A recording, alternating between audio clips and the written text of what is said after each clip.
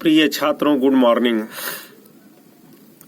एसकेबीएम inter college के भौतिक विज्ञान के व्हाट्सएप वर्चुअल क्लास में आप सभी छात्रों का हार्दिक स्वागत और अभिनंदन है। प्रिय छात्रों, जैसा कि कल हम लोगों ने पढ़ा था, किसी बिंदु आवेश के कारण किसी बिंदु पर वैद्युत विभव, इसके लिए हम लोगों ने व्यंजक स्थापित किया था कि अगर निर्वात अथवा वायु हो तो वैद्युत विभव भी बराबर 1/4πε0 Q/R होता है।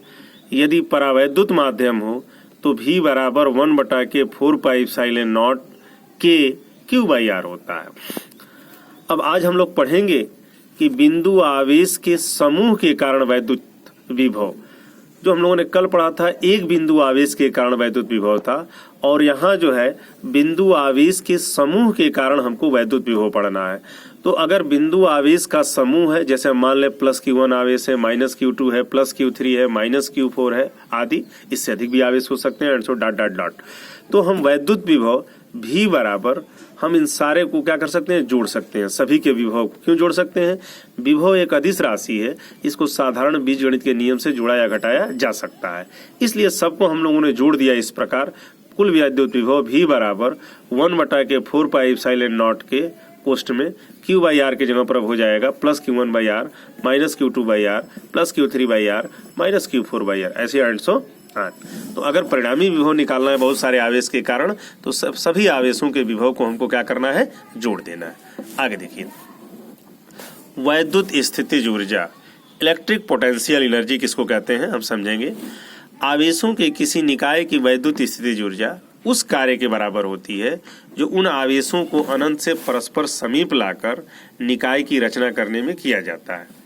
आवेशों के निकाय की वैद्युत स्थितिज ऊर्जा उस कार्य के बराबर होती है जो उन आवेशों को अनंत से परस्पर समीप लाकर निकाय की रचना करने में किया जाता है।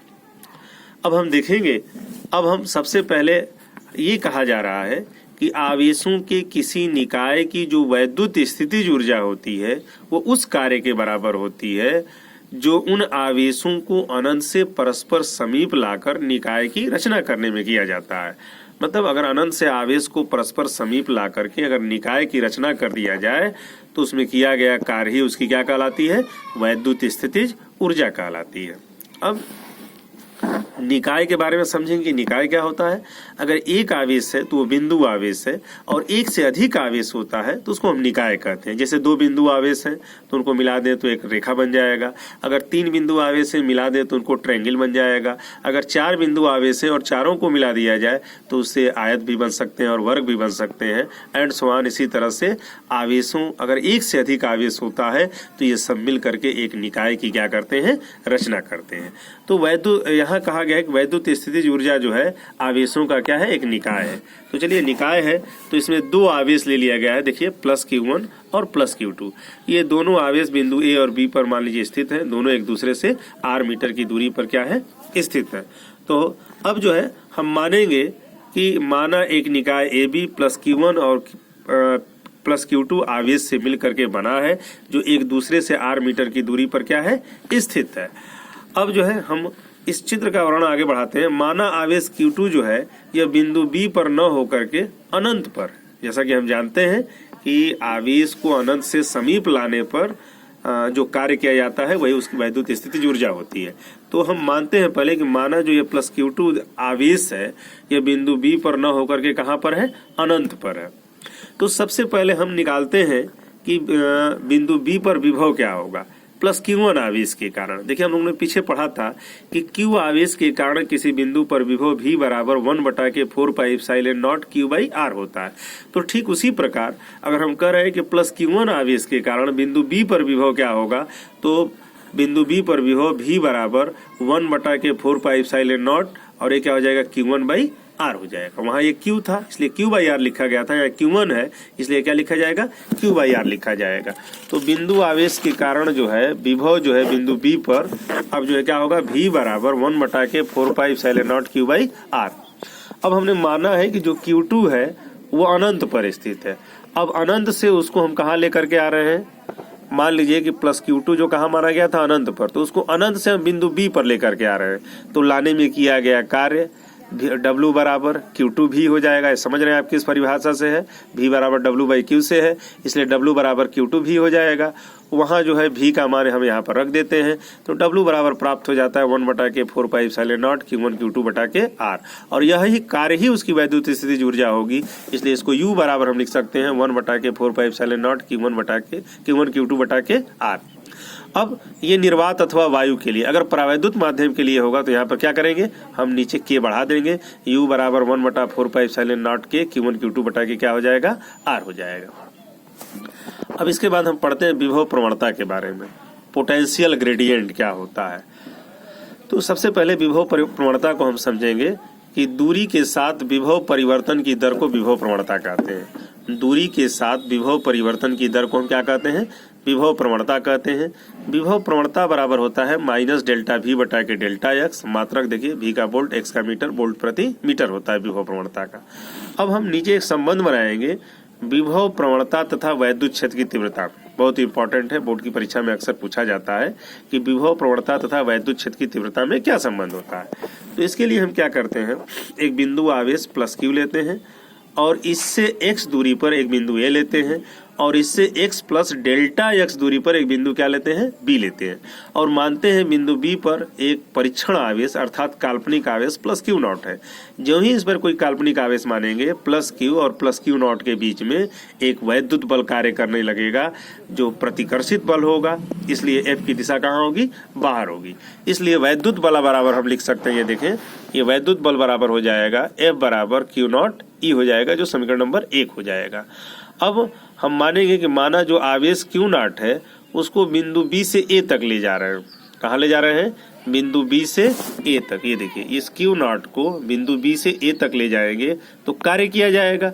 तो हम सूक्ष्म दूरी ये लेके जा रहे हैं, तो किया गया कार्य भी क्या होगा, सूक्ष्म होगा। तो देखिए, कार्य बराबर ΔW बराबर कार्य बराबर बल गुणे विस्थापन, तो F गुणे क्या हो जाएगा, -ΔX हो जाएगा। माइनस क्यों होगा, क्योंकि ये देखिए B से हम कर रहे हैं, अगर A से B की तरफ दूरी ले जाते एक सच के अनुदिश तो धनात्मक होगा, हम इसमें उल्टा कर रहे हैं B से, इसलिए दूरी क्या हो जाएगा, ऋणात्मक हो जाएगा। ΔW बराबर F गुणे -ΔX हो जाएगा। अब ऊपर देखें F बराबर Q0 E होता है, तो यहाँ पर हम F के जगह पर रख देंगे Q0 E। अब इसको हम ऐसे लिख सकते हैं, ΔW/Q0 = -E गुणे ΔX, समीकरण 2 हो जाएगा। अब हम पीछे विभवांतर की परिभाषा से हमने पढ़ा है कि दो बिंदुओं A और B के बीच विभवांतर VA - VB बराबर ΔW क्या होता है, Q0 होता है। अब हम VA का मान क्या रख देंगे, V, और VB का मान क्या रख देंगे, V - ΔV बराबर ΔW क्या हो जाएगा, Q0 हो जाएगा। अब कोष्टक तोड़ेंगे, V से V कट जाएगा, ΔV बराबर ΔW क्या हो जाएगा, Q0। अब हम ΔW Q0 बराबर ΔV लिख सकते हैं। ये हमारा समीकरण नंबर क्या हो जाएगा, 3 हो जाएगा।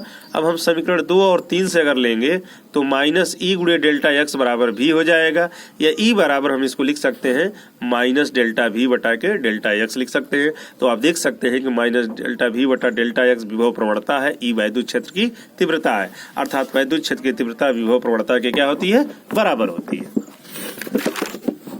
अब हम आगे आते हैं, हम यहाँ नोट करते हैं, अगर हम दो प्लेट ले लेते हैं, एक धनावेशित प्लेट, एक ऋणावेशित प्लेट। अगर पहली प्लेट का पर धनावेश है, दूसरे प्लेट पर अगर ऋणावेश है, एक प्लेट का विभव V1 है, दूसरे का V2 है, अगर इसके बीच की दूरी ठीक उसी प्रकार D हो जाए तो इसी प्रकार हम लिख सकते हैं E बराबर V1 - V2 D हो जाएगा। और हम ऐसे भी संबोधित कर सकते हैं, अगर परिणामी वोल्टेज उसका V है तो E बराबर V/D हो जाएगा, या V बराबर ED हम लिख सकते हैं। अब हम आते हैं समविभव पृष्ठ, इक्वी पोटेंशियल सरफेस किसको कहते हैं, समविभव पृष्ठ इक्वी पोटेंशियल सरफेस किसको कहते हैं, तो किसी वैद्युत क्षेत्र में खींचा गया वह पृष्ठ जिस पर स्थित सभी बिंदुओं पर विभव समान हो, समविभव पृष्ठ कहते हैं। किसी वैद्युत क्षेत्र में खींचा गया वह पृष्ठ जिस पर स्थित सभी बिंदुओं पर विभव समान हो उसको हम क्या कहते हैं, समविभव पृष्ठ कहते हैं। अब आप सोचेंगे कि अगर समविभव पृष्ठ किस प्रकार होगा, तो मान लीजिए कि हम प्लस क्यू आवेश लेते हैं, इस आवेश के आसपास वैद्युत क्षेत्र होगा। अगर इसके आसपास एक वृत्त खींच दिया जाए तो वृत्त खींचेंगे तो वृत्त की सारी परिधि r मीटर की दूरी पर होगी। अगर r समान होता है तो आप व्यंजक देख रहे हैं, विभव भी क्या होता है, समान होता है। तो कहा गया है किसी वैद्युत क्षेत्र में खींचा गया वह पृष्ठ जिस पर स्थित सभी बिंदुओं पर विभव समान हो, समविभव पृष्ठ उसको कहते हैं। अर्थात अगर एक वृत्ताकार पृष्ठ खींचे तो इसका पूरा पृष्ठ क्या है, समविभव पृष्ठ है। क्यों समविभव पृष्ठ है? क्योंकि प्रत्येक बिंदु पर विभव क्या समान होगा, क्योंकि केंद्र से सबकी दूरी क्या होगी, समान होगी। तो यहाँ भी विभव समान होगा, यहाँ भी, यहाँ भी, यहाँ भी, सब पृष्ठ पर विभव क्या होगा, समान होगा। इसलिए ऐसा पृष्ठ क्या है, एक समविभव पृष्ठ है। और समविभव पृष्ठ पर विभव का सूत्र वही होगा, V बराबर 1/4πε0 Q/r होगा। साथ ही साथ हम नोटिस करेंगे कि समविभव पृष्ठ के प्रत्येक बिंदु पर बल रेखाएं जो है पृष्ठ के लंबवत होती हैं। समविभव पृष्ठ के प्रत्येक बिंदु पर जो है बल रेखाएं पृष्ठ के क्या होती हैं, लंबवत होती हैं। तो इसको नोटिस करेंगे। अब हम पृष्ठ अगर खींचेंगे तो ये पृष्ठ के क्या होती है, लंबवत होते हैं। अब आइए हम चर्चा करते हैं वैद्युत द्विध्रुव इलेक्ट्रिक डाइपोल। सबसे इम्पोर्टेंट टर्म है इस चैप्टर का। इससे बोर्ड की परीक्षा में बहुत सारे क्वेश्चन पूछे जाते हैं, फार्मूले को भी ड्राइव करने के लिए किया जाता है। तो पहले समझें कि वैद्युत द्विध्रुव क्या होता है। तो वैद्युत द्विध्रुव एक ऐसा निकाय है जिसमें दो बराबर परंतु विपरीत प्रकार के बिंदु आवेश एक दूसरे से अल्प दूरी 2l पर स्थित होते हैं। वैद्युत द्विध्रुव एक ऐसा निकाय है जिसमें दो बराबर परंतु विपरीत प्रकार के बिंदु आवेश एक दूसरे से अल्प दूरी 2l पर क्या होते हैं, स्थित होते हैं। अब जैसे अणु HCl है, H2O है, ये एक वैद्युत द्विध्रुव है। H प्लस है और Cl क्या है, माइनस है। तो एक धनावेश और एक ऋणावेश से मिल करके बना हुआ है। दोनों का आवेश बराबर है, परिमाण बराबर है और चिन्ह विपरीत है। इससे बना हुआ है HCl और H2O, दोनों एक क्या है, वैद्युत द्विध्रुव है। तो ध्यान से आप समझ जाएंगे, वैद्युत द्विध्रुव एक ऐसा निकाय है जो दो बराबर परंतु विपरीत प्रकार के आवेशों से मिलकर बना होता है, जो एक दूसरे से अल्प दूरी 2l पर क्या होते हैं, स्थित होते हैं।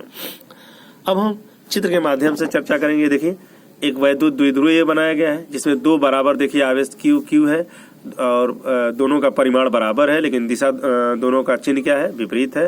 ये प्लस है, ये माइनस है। तो कहा गया है कि वैद्युत द्विध्रुव एक ऐसा निकाय है जिसमें दो बराबर परंतु विपरीत प्रकार के बिंदु आवेश एक दूसरे से अल्प दूरी 2l पर स्थित होते हैं।